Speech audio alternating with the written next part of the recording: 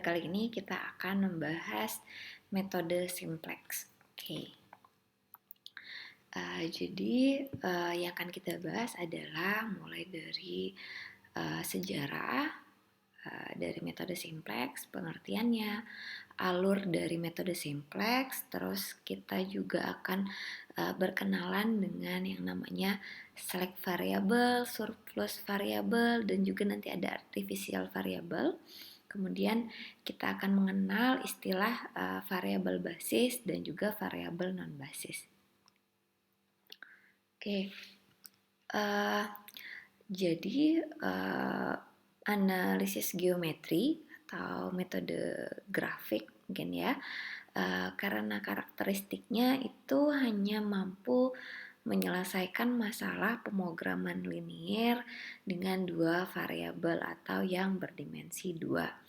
Nah, oleh karena itu Danzig pada tahun 47 mencoba mengembangkan metode atau juga sering disebut dengan algoritma simplex untuk menyelesaikan masalah pemrograman linier yang lebih rumit, yaitu menangani dua variabel atau lebih. Nah, jadi metode simplex ini tidak hanya akan menghasilkan solusi optimal, namun juga dapat memberikan informasi tambahan yang dapat digunakan sebagai dasar untuk analisis pasca optimal dan juga sebagai dasar memahami hasil olahan dari program komputer. Ini kegunaan dari metode simplex ya.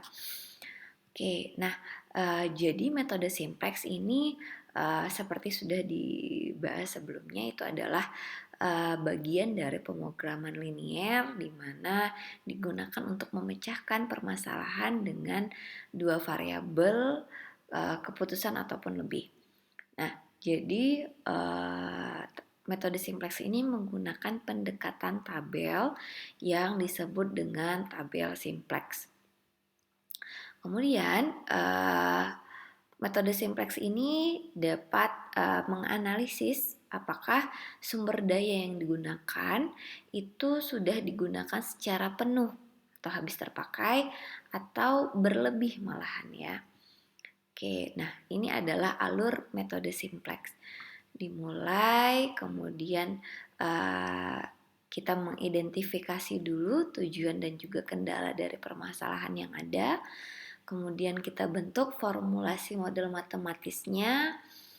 Kemudian model matematikanya kita ubah ke dalam bentuk standar baku. Nah, ini dalam formulasi model matematika terkadang kita menemukan fungsi kendalanya berupa pertidaksamaan atau ada juga yang bentuknya persamaan. Pertidaksamaan mungkin ada yang lebih dari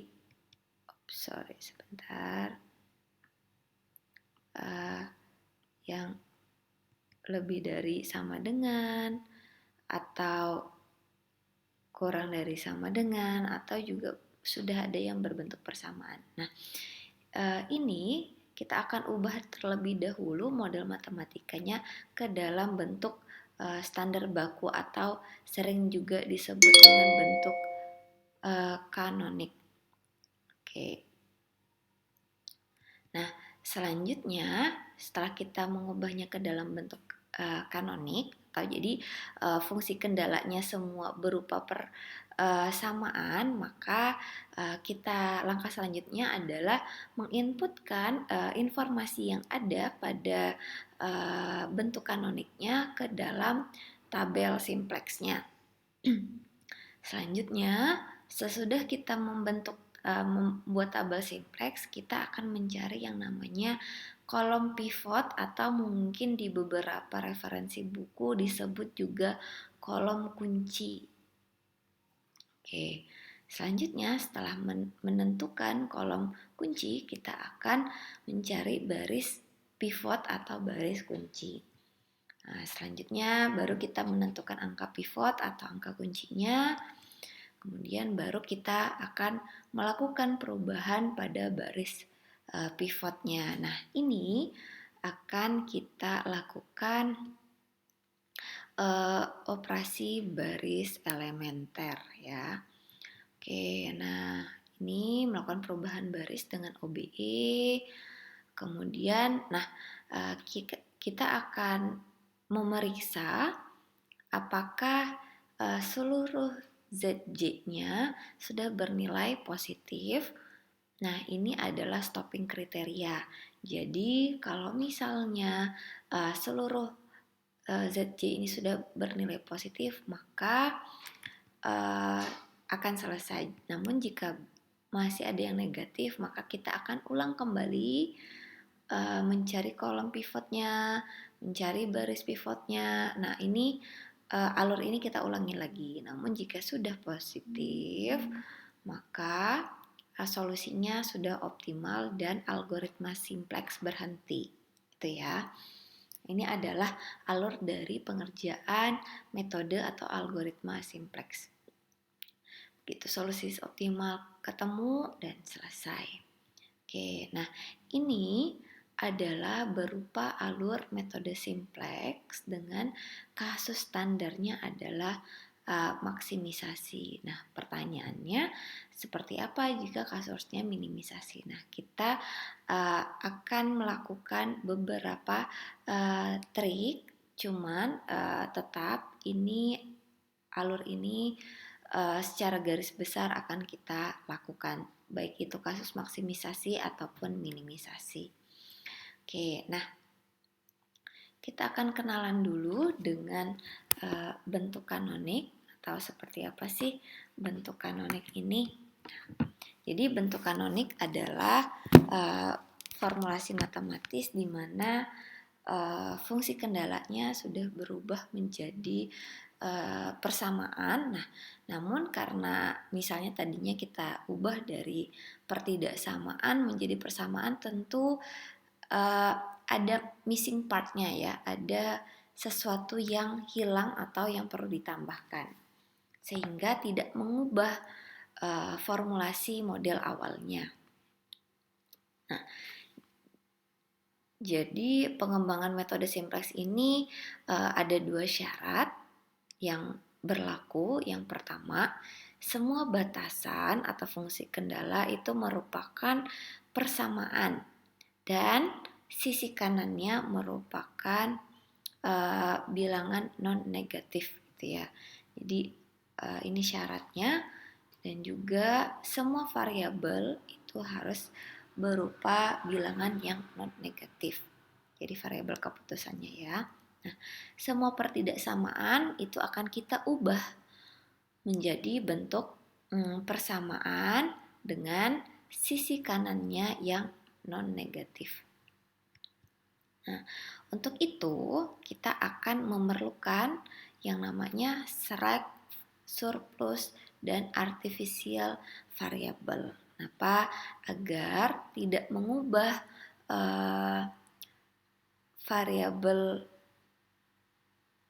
agar tidak mengubah model awalnya gitu ya. Jadi akan menjamin tidak mengubah esensi dari model awalnya, walaupun kita harus mengubah ke bentuk persamaan.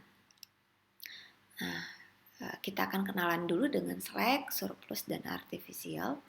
Select variable itu misalkan ini select variable ini akan muncul apabila kita menemukan fungsi kendala yang berbentuk pertidaksamaan kurang dari sama dengan.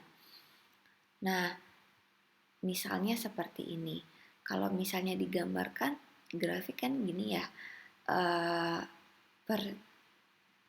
persamaan ini karena dia bentuknya pertidaksamaan, maka daerah yang diarsir adalah ini ya. Oke, kan di bawah garis X1 plus X2 sama dengan 8. Nah, jika saya ambil sembarang nih, dua titik A dan B. A-nya itu adalah titik 2,2, sedangkan B itu adalah 4,4. A 2,2 itu artinya ada di sini. Di sini ada A, B dan B-nya 4,4 itu berarti ada di sini B, dan di sini A, gitu ya. Oke, keduanya memenuhi pertidaksamaan tentunya ya, karena berada pada daerah visibelnya. Nah, oke, nah kita coba perhatikan yang titik A. Titik A ini kalau kita substitusikan ke fungsinya atau pertidaksamaan, hasilnya adalah sama dengan 4. Nah, sedangkan batasannya itu adalah 8. Maka ada selisih 8 dikurang 4, yaitu 4 ya. Jadi ada selisih 4. Nah, sedangkan kalau B itu dari 4 plus 4 itu sama dengan 8. Jadi 8 dikurang 0, 8 dikurang 8, 0 ya, tidak ada selisih. Nah, jadi oleh karena itu kita memerlukan variabel baru yang gunanya adalah untuk menampung selisih itu. Selisih 4. Ini saya ambil sembarang aja. Kalau ambil sembarang titik daerah ini tentunya pasti adanya ada selisihnya juga ya.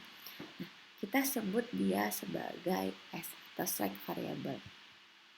Maka pertidaksamaan bintang ini akan menjadi X1 plus X2 ditambah S sama dengan 8. Jadi kalau kita mau mengubah dia menjadi bentuk persamaan, kita perlu menambahkan slack variable di sini. Kenapa? Untuk menjadi penampung selisih. Oke. Nah, jadi agar si persamaan yang dua bintang ini terpenuhi, tentunya S harus bernilai positif ya untuk seluruh X1 dan X2. Bisa kita lihat pada tabel berikut, saya ambil sembarang X1 dan X2. Nah, di sini saya ambil sembarang X1 dan X2, hasil selisihnya bedanya dari 8 gitu kan tadi, X1 plus X2 kecil sama dengan 8 ya. Nah, ini selisihnya ada. Kalau saya ambil X1, X2-nya 1 dan 1, maka selisihnya adalah 6. Kalau saya ambil X1-nya 1, X2-nya 4, maka akan ada selisih 3. Nah, kalau saya ambilnya X1-nya 8, nah ini adalah titik-titik sepanjang garis ini ya, X1 plus X2 sama dengan 8. Maka selisihnya adalah 0. Kalau saya ambil titik-titik yang berada pada sepanjang garis X1 plus X2 sama dengan 8. Sedangkan kalau saya ambil titik-titik pada daerah di bawah garis, kan karena kurang dari sama dengan 8, maka yang di bawah garis ini pasti juga daerah visibelnya ya, maka akan ada selisih. Nah, oleh karena itulah kita tampung dengan variabel S.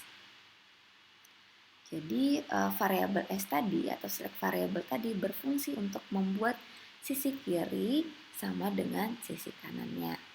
Jadi biar sisi kiri itu sama dengan sisi kanan, kan kita akan mengubah dia menjadi X1 plus X2 plus S sama dengan 8. Nah, agar seimbang kiri dan kanannya gitu. Nah, semakin jauh kalau kita amati nih, semakin jauh X1, X2 dari garis kendala, maka semakin besar nilai S. Nah, berlaku juga sebaliknya ya.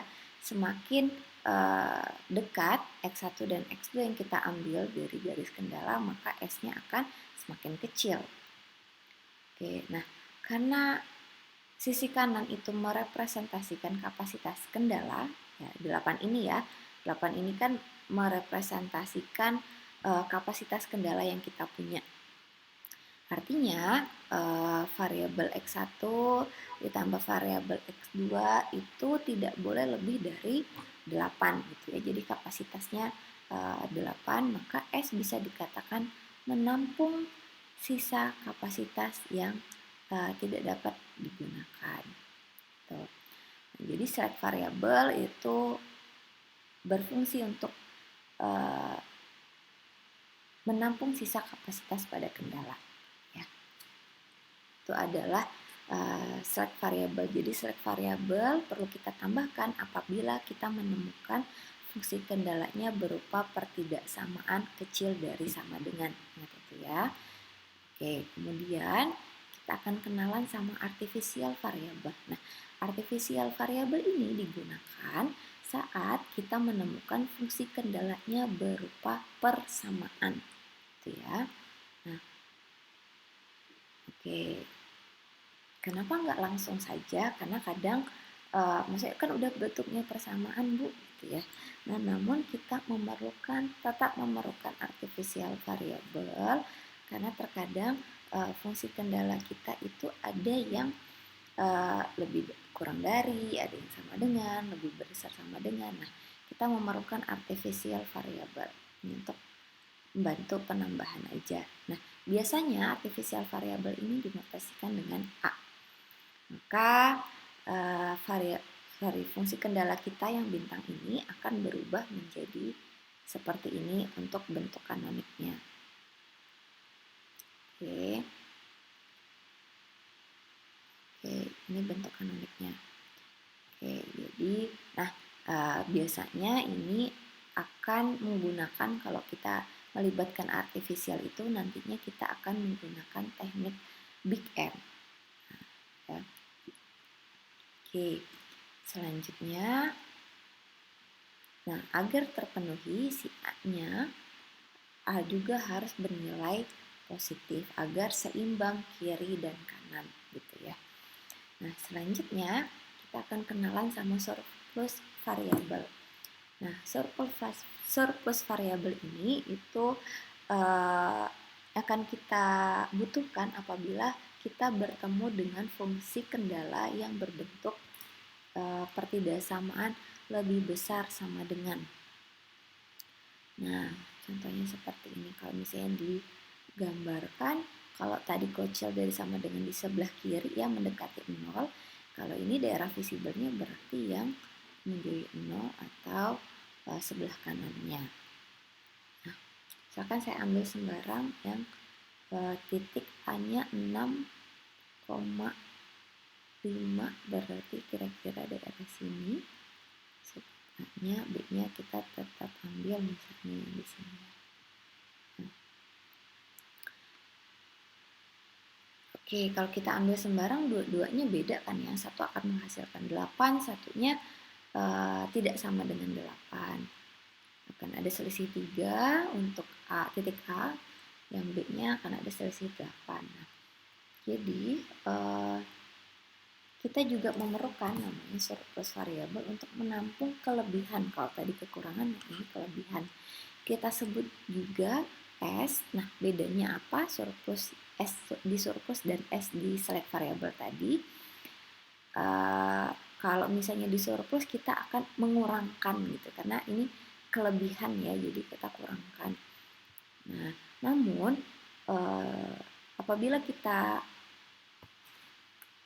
melibatkan surplus variabel, maka itu harus dibarengi, ini ada aturannya, dibarengi dengan penambahan artificial variable, sehingga persamaan pagar 1 ini akan menjadi X1 plus X2 dikurang S dikurang S.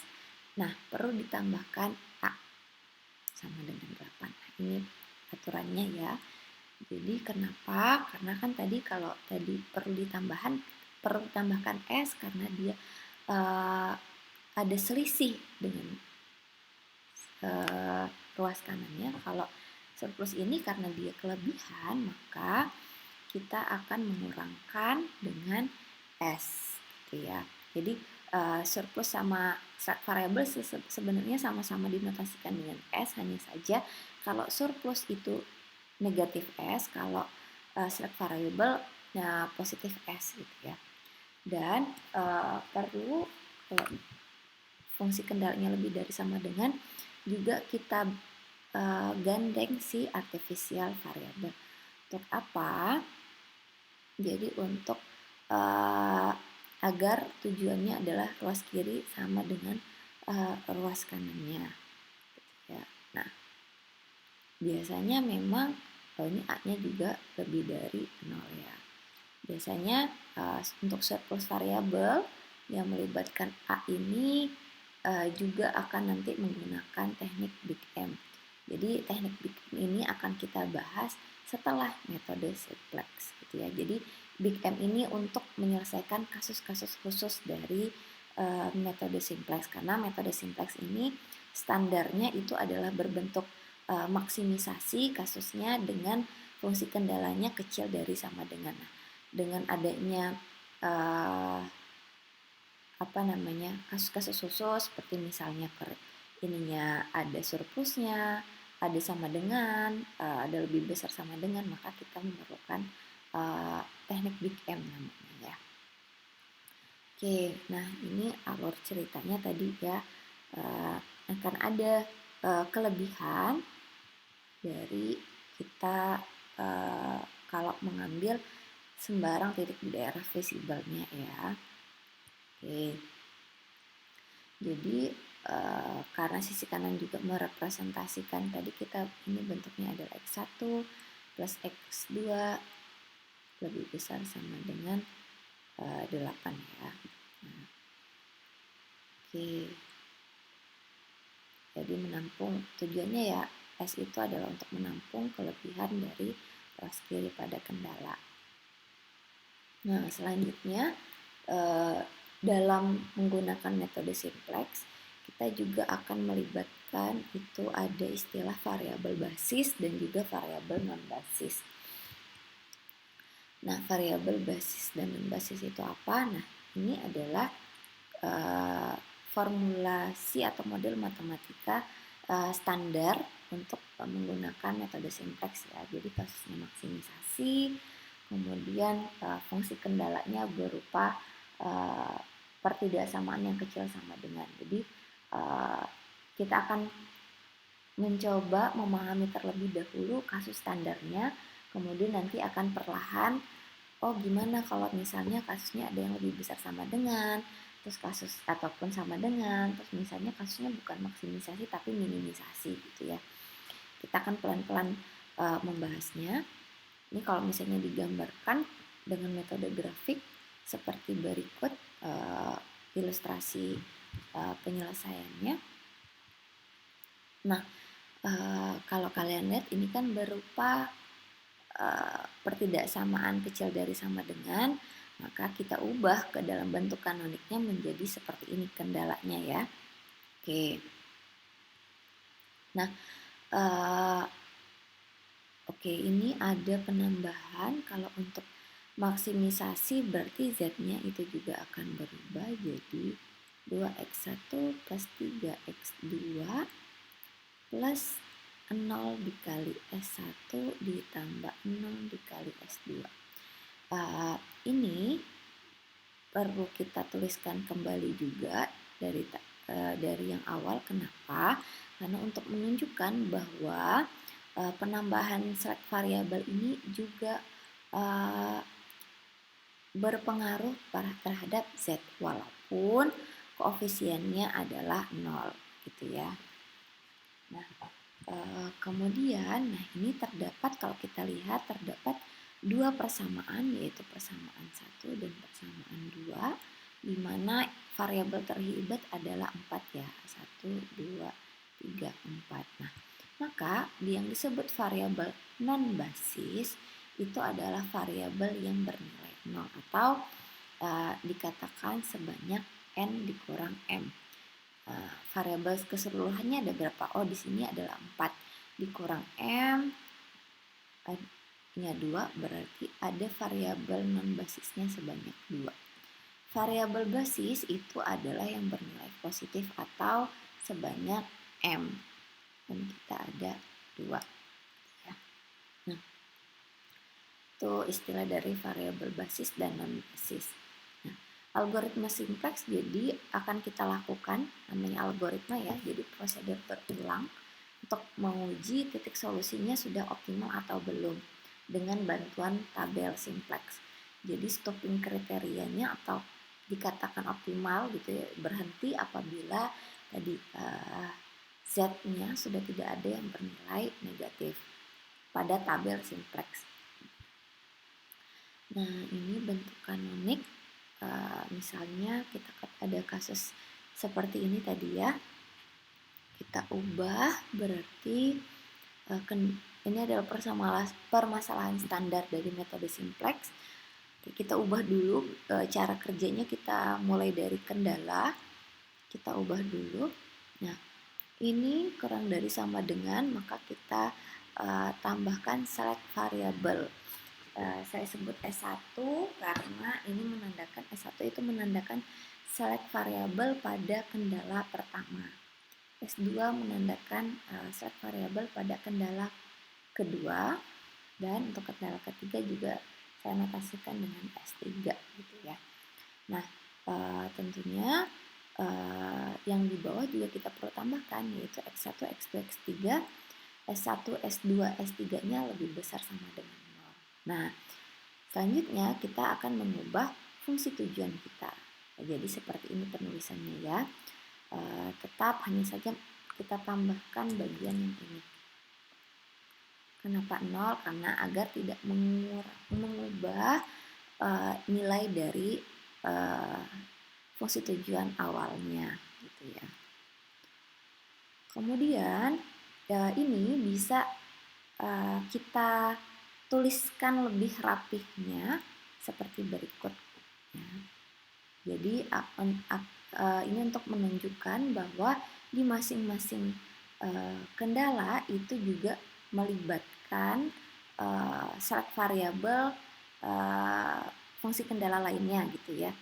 Jadi ini persamaan pertama ada S1, S2, S3 gitu ya. Tapi koefisiennya adalah 0,0. Ini adalah bentuk kanonik dari permasalahan standar di mana kasusnya adalah maksimisasi dan fungsi kendalanya adalah berupa pertidaksamaan yang kecil dari sama dengan. Nah, setelah kita membentuk dalam bentuk kanoniknya, barulah kita inputkan ke dalam tabel simplex. Nah, jadi diubah dulu ke sini. Kenapa? Karena tabel simplex akan membutuhkan keterangan 1001 ini ya. Kemudian, kalau misalnya bentuk kanoniknya yang macam-macam kayak gini, ada minimum, kecil dari, lebih dari, itu sama dengan gimana caranya. Ini dikenal dengan mungkin ya disebut kasus khusus juga lah dari yang bentuk standar ya. Nah, mulai dari bentuk standarnya dulu.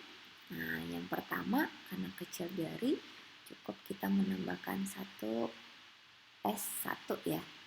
Kemudian kalau ini lebih dari berarti kita perlu mengurangkan dia dengan S, kemudian ditambahkan dengan artifisial. Karena A1 ini saya tulis sebagai artifisial yang pertama gitu ya. Kemudian ada ini harusnya sama dengan A33, fungsi kendala yang ketiga karena bentuknya sama dengan, jadi cukup menambahkan artifisialnya saja. Jangan lupa kan harus bernilai positif ya, semua variabelnya S1, S2 artifisialnya, jadi ini jangan ketinggalan.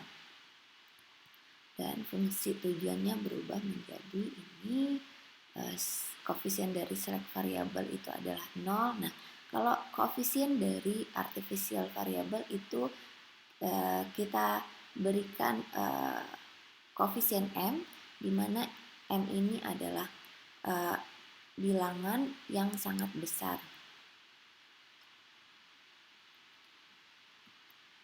Itu kenapa dikenal dengan kalau menyelesaikan kasusnya ada kayak gini menggunakan teknik Big M, makanya disebut M besar gitu ya. Oke. Nah, selanjutnya ini saya memperlihatkan ini adalah tabel awal simplex, ini tabel lengkapnya. Karena mungkin kalau kalian baca-baca di beberapa referensi buku itu akan berbeda-beda Nah, ini adalah tabel awalnya yang lengkapnya, namun kita bisa juga menggunakan yang lebih sederhana, yaitu seperti ini. Nah, jadi penyedar tahanan tabel simplex kita bisa lihat dari sininya. Nah, ini kita bisa gunakan, ini nanti kita isi dengan variabel basisnya. Kemudian ini adalah variabel non basis di sini. Kemudian di sini adalah nilai ruas kanannya, ini ada rasio. Kemudian, nah ini akan diisi dengan yang kita dapat dari bentuk kanonik yang sudah kita buat sebelumnya, sebelum masuk ke tabel simplex. Oke, nah jadi fungsi kenapa ini negatif? Karena fungsi tujuan nya kan maksimum Z seperti ini, kita akan ubah dia jadi sama dengan 0. Jadi diubah semua, dipindah ruaskan ke ruas kiri semua ya untuk fungsi tujuan. Kayak gini. Nah, ini akan terus kita lakukan si algoritma simplex ini sampai seluruh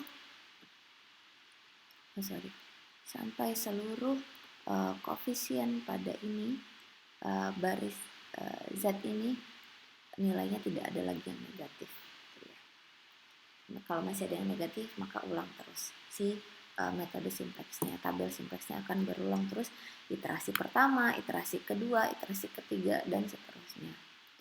Nah, begitulah secara garis besar pengerjaan metode simplex. Ini baru teorinya, belum masuk ke contoh soalnya. Jadi alurnya dulu ya saya kenalkan hingga nanti membuat tabel simplex. Nah, semoga dapat dipahami. Terima kasih. Assalamualaikum warahmatullahi wabarakatuh.